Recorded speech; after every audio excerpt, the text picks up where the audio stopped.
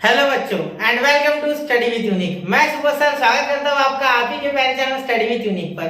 बच्चों इस लेक्चर में हम प्रॉपर्टीज जो होती है डेफिनेट इंटीग्रेशन में यूज उनको बहुत ही शॉर्ट में देखेंगे। ठीक है, बहुत ही शॉर्ट में पूरा एक्सप्लेन करूंगा आपको। लेकिन देखिए इसमें मैं प्रूफ नहीं कराने वाला हूँ। प्रूफ का लेक्चर मैंने ऑलरेडी अपलोड कर दिया है, वो डेफिनेट इंटीग्रेशन की प्लेलिस्ट में ऑलरेडी प्रेजेंट है।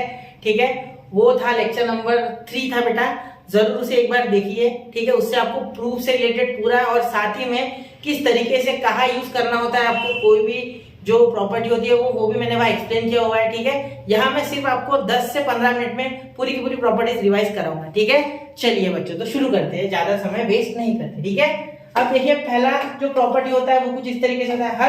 हर पेज पे मैं एक प्रॉपर्टी एक्सप्लेन करूंगा। ठीक है, F of x D x, ये तो हर एक प्रॉपर्टी में आप देखोगे यहाँ होगा अगर लिमिट ए से ए तक है। मतलब मीनिंग क्या हो गया कि आपको एक अगर इंटीग्रेशन में क्या करते हैं हम, अगर ये एक ए पॉइंट और एक बी पॉइंट है तो यहाँ से यहाँ तक पूरा जोड़ते हैं हम। ठीक है, ये पूरा इंटीग्रेट करते हैं, मिलाते हैं। ये तो यहाँ मिलाना नहीं है, हमें यहाँ बोला गया है कि ए से स्टार्ट करो, एक मिनट, ए से स्टार्ट करो और ए पे ही खत्म करो। मतलब ए से ही बढ़ो और ए पे ही खत्म हो जाओ। मतलब यहाँ मैं खड़ा हूँ, यही से मुझे आगे बढ़ना है, कैसे बढ़ूंगा, यही रह जाऊंगा। ठीक है, तो इसीलिए इसका आंसर क्या आएगा, 0। अगर मैं आपको शॉर्ट में करके बताऊं इसका प्रूफ, तो ये देखिए एफ ऑफ एक्स का अगर इंटीग्रेशन जो भी आएगा, ठीक है, वो जी ऑफ एक्स है सर। ठीक है, जी ऑफ एक्स है बेटा, तो जी ऑफ एक्स का लिमिट हो जाएगा ए से लेके ए। जब आप जी ऑफ एक्स की जगह ए पुट करोगे और माइनस जी ऑफ ए करोगे, ये है अपर लिमिट, ये है लोअर लिमिट, ये होती है एक दूसरे से सबट्रैक्ट। पता है ना, ये तो पता होगा आपको, इतना लिमिट में इतना तो सीखा होगा। लिमिट नहीं भी पड़ी तो टेंशन मत लो, ये यहाँ डालना है और ये लोअर लिमिट इसमें डालना है और ये माइनस करनी है एक दूसरे से। तो माइनस करने के बाद आपके पास आ रहा है 0, इसीलिए इसका आंसर होता है 0। क्लियर? चलिए, तो ये पहली लिमिट होगी, इसे नोट कीजिए 1 2 3। तो कर लिया बच्चा नोट? ठीक है। अब देखिए सेकंड प्रॉपर्टी, देखिए बेटा सेकंड प्रॉपर्टी यहाँ कुछ ऐसी हो जाएगी आपकी कि यहाँ अगर आप लिखो F of x D x, ठीक है, और यहाँ आप लिमिट लगाओ ए से लेके बी तक की। ये छतरी कुछ ज्यादा तक बन गया ना, तो थोड़ा ढंग से बना दे इसे छतरी को। ठीक है, यहाँ देखिए ए से लेके बी तक की, तो यहाँ क्या हो जाएगा बेटा, देखो यहाँ आप अगर माइनस और ये लिमिट उल्टी कर दो, ए से लेके बी तक था तो आप बी से लेके ए तक लगा दो, यहाँ माइनस लगाओ और यहाँ F of x D x लगा दो, तो उससे कोई फर्क नहीं पड़ेगा, ये बिल्कुल इक्वल रहेगा। ठीक है, अगर इसको प्रूफ देखना है आपको तो मैं रिकमेंड करूंगा कि इसके पहले का एक लेक्चर है जिसमें मैंने proof of all this properties दिया, उसमें आप देख सकते हो। ठीक है, तो इसका प्रूफ ऑफ खुद से बना के देखो। जी ऑफ एक्स ले लेना इसका इंटीग्रेशन, उसमें एक बार बी और ए पुट करना, जैसे ही माइनस लगाओगे जैसा इसका आएगा वैसे सेम टू सेम वो आएगा। ठीक है, तो यहाँ लिमिट उल्टी करने पे अगर बाहर माइनस भी लगा दो तो इसकी और इसकी वैल्यू सेम आएगी। सपोज इसकी वैल्यू 1 आएगी तो इसकी भी 1 आएगी, इसकी 2 आएगी तो इसकी भी 2 आएगी। ये इसका मीनिंग है। ठीक है, चलिए अब बढ़ते हैं अगले टॉपिक की ओर, मतलब अगले प्रॉपर्टी की ओर। नोट कीजिए 1 2 एंड 3। तो नोट कर लिया बच्चों? ठीक है, अब देखिए अब थर्ड प्रॉपर्टी देखिए। थर्ड प्रॉपर्टी कुछ इस तरीके से कि इंडेफिनेट इंटीग्रेशन, इंडेफिनेट में पहले शब्दों में लिखता हूं, इंडेफिनेट इंटीग्रेशन ये इंटीग्रेशन है, इज इंडिपेंडेंट ऑफ वेरिएबल। हर एक जो प्रॉपर्टी है वो मैं आपको पूरा डिटेल में बताऊंगा यहाँ भी। ठीक है, लेकिन प्रूफ नहीं करूंगा सिर्फ। ठीक है, मीनिंग बता दूंगा। यहाँ देखिए, यहाँ अगर इंटीग्रेशन ए से लेके बी तक एफ ऑफ एक्स डीएक्स है, ठीक है, और यहाँ आप अगर लिखो इंटीग्रेशन ए से लेके बी तक F of T D T, तो उसमें कोई अंतर नहीं है बेटा, बिल्कुल सेम टू सेम है क्योंकि फंक्शन सेम है। अब इसका मीनिंग आप सर एक बार शॉर्ट में बता सकते हैं? बिल्कुल बताऊंगा बेटा। देखो अगर आप यहाँ बोलो कि इंटीग्रेशन एफ ऑफ एक्स का जी ऑफ एक्स है, ठीक है, जी ऑफ एक्स इसका इंटीग्रेशन आ गया, यहाँ ए से लेके बी तक की लिमिट लगी है, तो इसका आंसर आपका क्या हो जाएगा, g of a minus g of a. बिल्कुल हाँ, इसके लिए मैं बोल रहा हूँ, इसके लिए। ठीक है, अब इसके लिए इधर देखते, देखो यहाँ अगर मैं बोलूँ जी ऑफ एक्स आंसर है क्योंकि फंक्शन तो सेम है। यहाँ भी साइन एक्स है, सपोज उसका माइनस कॉस एक्स आ गया, यहाँ भी साइन टी उसका minus sine t cos t आ गया। ठीक है, तो यहाँ तो ऑलरेडी कॉस ही आया, मतलब जी यानी कॉस, ये जी ये साइन। ठीक है, तो यहाँ आपको यही पुट करना है वापस से ए से लेके बी तक, तो यहाँ हो जाएगा g of b minus g of b. बताओ अगर दोनों में फर्क है क्या? कुछ बिल्कुल सेम है, देखो सेम टू सेम है। ठीक है, कोई फर्क नहीं है, इसीलिए ये प्रॉपर्टी याद रखना हमेशा, indefinite integration is independent of variable, बहुत ही ज्यादा काम में आएगी। ठीक है, चलिए नोट कीजिए 1 2 एंड 3। तो आई होप बच्चों आपने नोट कर लिया होगा। ठीक है, अब देखिए प्रॉपर्टी नंबर 4 बता रहा हूं आपको। ठीक है, प्रॉपर्टी नंबर 4 देखिए बेटा, प्रॉपर्टी नंबर 4 क्या हो जाएगी, देखिए यहाँ अगर आपके पास ए से लेके बी तक है F of x D x, ठीक है, तो यहाँ आप कोई भी ए से बी तक का नंबर, ए से नंबर बड़ा होना चाहिए और बी से छोटा होना चाहिए, ऐसा कोई भी नंबर अगर आप बीच में लेते हो, ठीक है, तो यहाँ आप लिख सकते हो ए से लेके सी तक F of x D x, ठीक है, प्लस यहाँ लिख सकते हो सी से लेके बी तक F of x D x. ठीक है, तो ऐसा आप लिख सकते हो, बिल्कुल ये पूरा वैलिड है। क्यों वैलिड है बेटा? क्योंकि देखो यहाँ आप जब इनको ऐड करोगे तो कोई फर्क नहीं पड़ेगा, सी वैसे भी कट जाएगा। ठीक है, सपोज इसका जी ऑफ एक्स है आपका आंसर। ठीक है, यहाँ आप लिखोगे ए से सी तक, तो यहाँ क्या लिखोगे g of c minus g of a, बिल्कुल यही लिखोगे आप। ठीक है, फिर इसका क्या हो जाएगा, इसका हो जाएगा ये प्लस। ठीक है, प्लस करके दे रहा हूं मैं, थोड़ा प्रूफ करके देता हूं। ये सी से लेके बी तक, तो यहाँ लिखोगे g of b minus g of c. तो यहाँ अगर देख पा रहे हो तो जी ऑफ सी तो कैंसिल हो गया, तो g of b minus g of a तो आया, और इसका भी तो वही आता है। बिल्कुल इसका क्या हो जाएगा, जी ऑफ एक्स अगर होगा तो देखो करके दे रहा हूं मैं प्रूफ एक बार शॉर्ट में, ए से लेके बी तक g of b minus g of a, तो यही तो आंसर आया। देखो दोनों का एक ही आंसर है, तो इसका भी ये और ये सिर्फ उल्टा है, ये और ये बचा है ना, तो ये इसके उल्टा लिख दो जाने g of b minus g of a, observe करना ध्यान से। ठीक है, चलो तो ये भी हो गया आपका शॉर्टकट में प्रॉपर्टी प्रूफ। ऐसा जरूरी नहीं है कि ये नंबर बीच का ही होना चाहिए, ठीक है, कोई भी चलेगा, लेकिन हमारे टेक्स्ट बुक में जनरली जो 12 स्टैंडर्ड तक है वो आप बीच का ही नंबर रखना होता है, इसलिए मैंने बोला कि इसके बीच वाला जो एक आधा आएगा, जैसे सपोज 1 से लेके 3 तक है, ठीक है, तो 2 रख सकते हैं, या -1 से लेके तो 1 तक है तो 0 रख सकते हैं। ठीक है,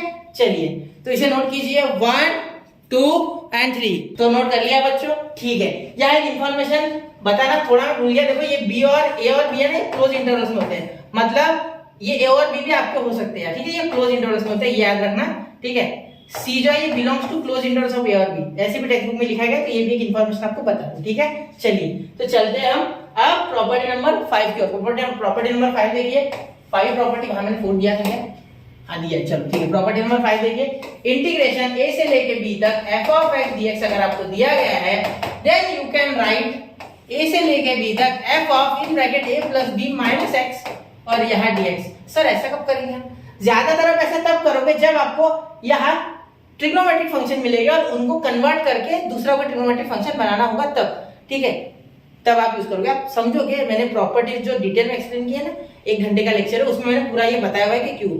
तो यहाँ सिर्फ आप प्रॉपर्टी पढ़ लो, वो देख लेना बाद में आपको इच्छा हुई तो, वैसे डायरेक्ट सम देखोगे तो भी मैंने वहां भी बताया। ठीक है, चलिए बहुत होगी पब्लिसिटी, अब आगे देखते हैं। ठीक है, तो यहाँ a plus B minus x, तो ये आगे आपका है प्रॉपर्टी से प्रूफ नहीं कर सकते, लंबा जाना पड़ेगा। ठीक है, याद रखना, अगर आपको एफ ऑफ एक्स डीएक्स दिया गया है, ए से बी तक का लिमिट दिया गया है, तो आप इंटीग्रेशन ए से B F of X A plus B minus X d x करोगे तो भी वो इक्वली आएगा। अगर इसका आंसर 2 आता है तो इसका भी 2, इसका 5 आता है इसका भी 5, इसका पाई आता है इसका भी पाई, इसका पाई बाय 2 तो इसका भी पाई बाय 2। ठीक है, ऐसे ये इसका मीनिंग हो गया। ठीक है, चलिए तो नोट कीजिए 1 2 एंड 3, तो नोट कर लिया बच्चों। ठीक है, अब देखिए ये जो है अगली प्रॉपर्टी, इसी प्रॉपर्टी का प्रॉपर्टी नंबर 5 का एक स्पेशल केस है। ठीक है, अब प्रॉपर्टी नंबर 6 इसी का एक स्पेशल केस है। देखिए यहाँ क्या हो जाएगा, इंटीग्रेशन 0 से लेके a तक।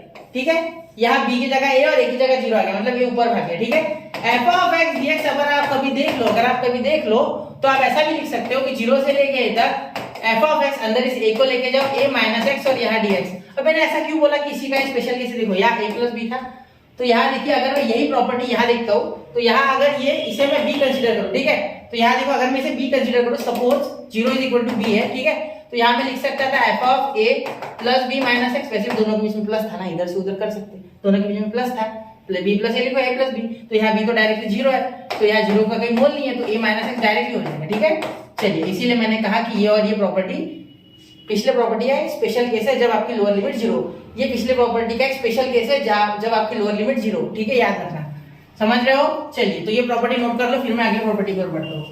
1 2 एंड 3, तो नोट कर लिया बच्चों। चलिए अब चलते हैं 7th प्रॉपर्टी की ओर। ठीक है, अब ये 7 जो है ये सेकंड लास्ट प्रॉपर्टी है। ठीक है, इसमें ध्यान देना है 0 से लेकर 2a तक अगर आपको f of x dx की इंटीग्रेशन मिल जाए, integration of f of x dx 0 से लेकर 2x, ठीक है, तो यहाँ आप लिख सकते हैं 0 से लेके a तक f of x dx, ठीक है, प्लस इंटीग्रेशन 0 से लेके a तक f of 2a minus x और यहाँ dx। ठीक है, तो आप इस प्रॉपर्टी का जरूर प्रूफ देखना चाहिए, मैं आपको रिकमेंड करूंगा कि इस प्रॉपर्टी का प्रूफ जरूर देखिए, मस्ट वॉच इट्स प्रूफ। या आप एक काम करो, आप खुद से करके देखो टेक्स्ट बुक से, वो भी आपको अच्छे समझ जाएगा। ठीक है, कुछ नहीं है इसमें, सिर्फ ये 2a माइनस x को टी पुट करना है। ठीक है, तो देखिए यहाँ जो है बेटा ये प्रॉपर्टी के बीच में और प्रॉपर्टी नंबर 4 के बीच में जो कि थी a से लेके b तक और उसके बीच में c आता था, उसे हम रखते थे।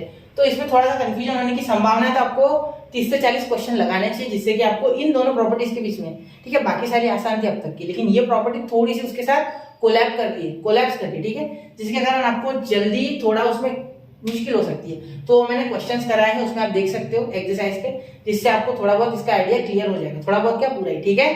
तो चलिए बच्चों, अब हम अगले प्रॉपर्टी में पढ़ते हैं जो कि लास्ट प्रॉपर्टी, तो इसे ध्यान से देखिए, अगली प्रॉपर्टी बहुत ही इंपॉर्टेंट है और बहुत ही इंटरेस्टिंग है, ठीक है। चलिए 1, 2 एंड 3 तो नोट कर लिया बच्चों। चलिए अब चलते हैं प्रॉपर्टी नंबर 8 की ओर। प्रॉपर्टी नंबर 8 देखिए, इसमें मैं आपको दो कॉन्सेप्ट बताऊंगा, एक्चुअली प्रॉपर्टी तो बताऊंगा, साथ में इवन और ऑड फंक्शंस किस तरीके से काम करते हैं और कौन से फंक्शन इवन कौन से ऑड होते हैं वो भी बताऊंगा, ठीक है। तो ये थोड़ी सी शांति से देखना आपको प्रॉपर्टी, एक बार में नहीं समझा तो दूसरी बार भी देखिए, ठीक है। और देखिए यहाँ अगर आपको ऐसी लिमिट दिखे जो कि सेम टू सेम है, ठीक है, कांस्टेंट सेम टू सेम है, और यहाँ आपको ये निगेटिव मिले लोअर लिमिट और अपर लिमिट पॉजिटिव मिल जाए, ठीक है। तो यहाँ आपको इस तरीके से टैकल करना है, कुछ जो मैं भी बता रहा हूँ, एफ ऑफ एक्स डीएक्स, देखिए इस तरीके से करना है इसे। अगर ये एक इवन फंक्शन है, इवन ऑड क्या होता है बताऊंगा, ठीक है। अगर ये एक इवन फंक्शन तो आपको लिखना है 2 इंटू 0 से लेके a तक की लिमिट लगा देना, एफ ऑफ एक्स डीएक्स लिख देना, ठीक है। इसका प्रूफ ऑलरेडी चैनल पे अपलोड है, ठीक है। तो अब देखिए, अगर ये ऑड फंक्शन होता है, अगर ये ऑड तो डायरेक्टली आंसर 0 आ जाएगा। ये सबसे काम की प्रॉपर्टी है जो बहुत ज्यादा काम में आएगी जब ऑड फंक्शन आएगा। इस प्रॉपर्टी के साथ जब भी ऑड, इस लिमिट के साथ जब भी ऑड आता है तो मुझे बहुत खुशी होती है क्योंकि उसका आंसर 0 है, ठीक है। इवन आता है तो थोड़ा दुख होता है क्योंकि सॉल्व करना होता है।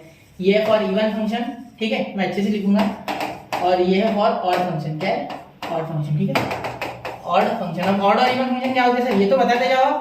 चलिए, वैसे तो आपको पता होगा, बहुत सी मेजॉरिटी ऑफ बच्चों को पता होगा, लेकिन फिर भी मैं बता दूं एक बार। देखिए, अगर आप एक्स स्क्वायर लेते हो, ठीक है, ठीक है, तो अगर आपको ये इवन है ऑड है चेक करना है तो क्या करना है, सिंपली इस एक्स को, ठीक है। अब आप बोलोगे सर एफ ऑफ एक्स करेंगे, अरे बेटा स्क्वायर इसका फंक्शन है, आपने पढ़ा है ना पावर फंक्शंस, तो पावर फंक्शन है ना 2, ये 2 है, पावर फंक्शन है, मतलब स्क्वायर एक फंक्शन है। तो यहाँ अगर मैं बोलूं कि सर माइनस डाल के देखते हैं हम, तो माइनस एक्स, देखो माइनस बाहर नहीं लगाना है, माइनस को एक्स को डायरेक्ट माइनस कर देना और इसका स्क्वायर लगाना है। तो ये बाहर प्रोडक्ट क्या दे रहा है आपको, minus x into minus x, बेटा प्लस एक्स, क्या हो जाएगा, प्लस एक्स, मतलब ये पॉजिटिव आंसर आ गया, मतलब जो ओरिजिनल था वही आ गया, एक्स स्क्वायर।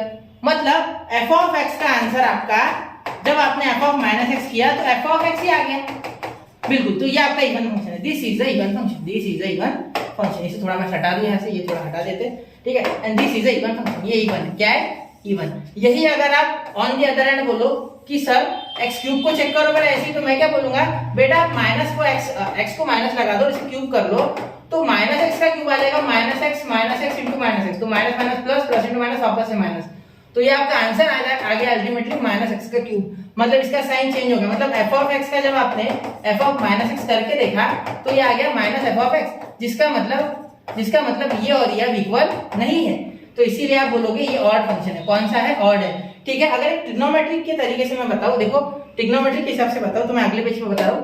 देखो, अगर आप साइन एक्स होता है या साइन थीटा होता है, ठीक है, तो साइन थीटा को अगर साइन ऑफ माइनस थीटा लिखो अंदर, तो ये देता है बाहर माइनस साइन थीटा, ठीक है, जिसका मीनिंग है कि ये एक ऑड फंक्शन है। क्या है, ऑड फंक्शन।